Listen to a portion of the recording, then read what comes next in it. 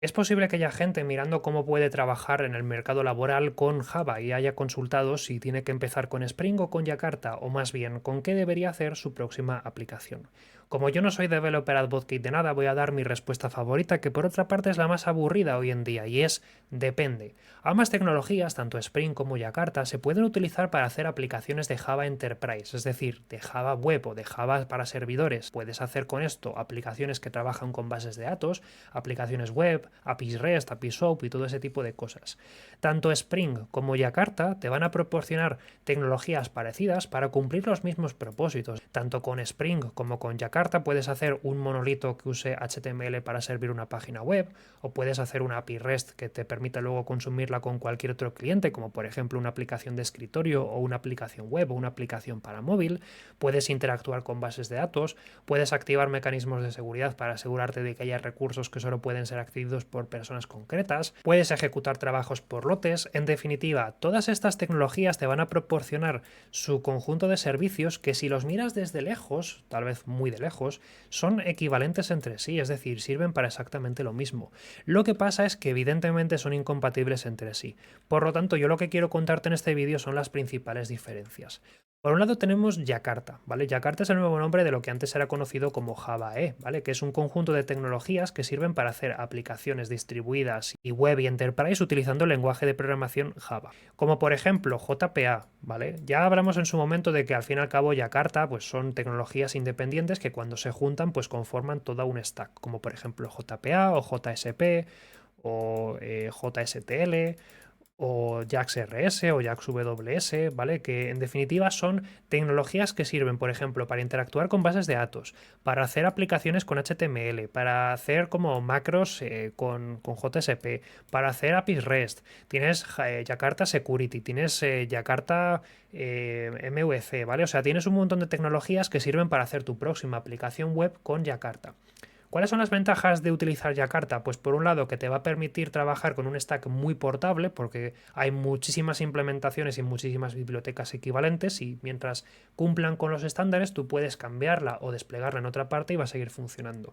Te pongo un ejemplo: tú puedes hacer en tu ordenador una aplicación web utilizando servlets y Tomcat y luego llevártela a un servidor que por ejemplo utilice una tecnología diferente, como por ejemplo Glassfish, y mientras tenga las APIs correctamente configuradas va a poder utilizar exactamente la misma aplicación. Es decir, es portable. En el mismo sentido que una aplicación Java la puedes escribir en Windows y llevártela a un servidor con Linux, una aplicación hecha en Jakarta la puedes desarrollar con un servidor como por ejemplo Glassfish y luego llevártela a otro servidor como por ejemplo Otapos, ¿vale? Y en principio va a funcionar exactamente igual sin ningún tipo de problema. ¿Cuál es la desventaja que tiene Jakarta? Si acaso la complejidad. Levantar un proyecto de Jakarta es bastante más complicado porque tienes que instalar muchísimas más piezas por tu parte. Por ejemplo, aunque es verdad que hoy en día tienes cosas como Tomcat embebido o Yeti, seguramente necesites instalar tu propio servidor de aplicaciones para poder desarrollar aplicaciones en Jakarta. Y eso es un problema porque tienes que hacer demasiada configuración y a veces puede ser un poco agotador configurar las cosas.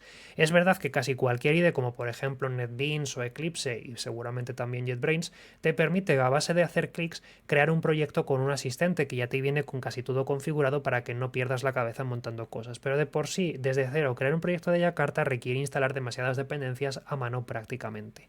Cosa que distancia, por ejemplo, de lo que nos podemos encontrar con frameworks como por ejemplo Spring, donde tenemos también un conjunto de tecnologías equivalentes.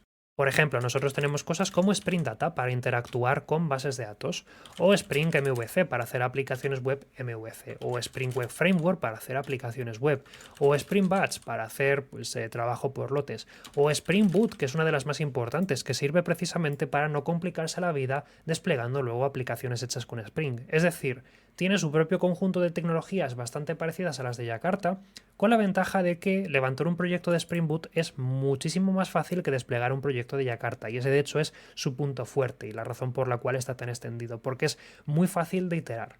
Sin embargo, Spring no está exento de problemas, y Spring por lo general es un framework que se caracteriza por requerir escribir demasiadas plantillas XML para la configuración, o bien escribir demasiadas arrobas para poder ajustar un proyecto a nuestras necesidades particulares. Es decir, que si bien instalar un proyecto de Spring va a ser mucho más fácil que un proyecto de Jakarta, luego vamos a tener complejidad a la hora de configurarlo, porque vamos a tener que invertir más tiempo en dejarlo todo ajustado a las necesidades de nuestro proyecto.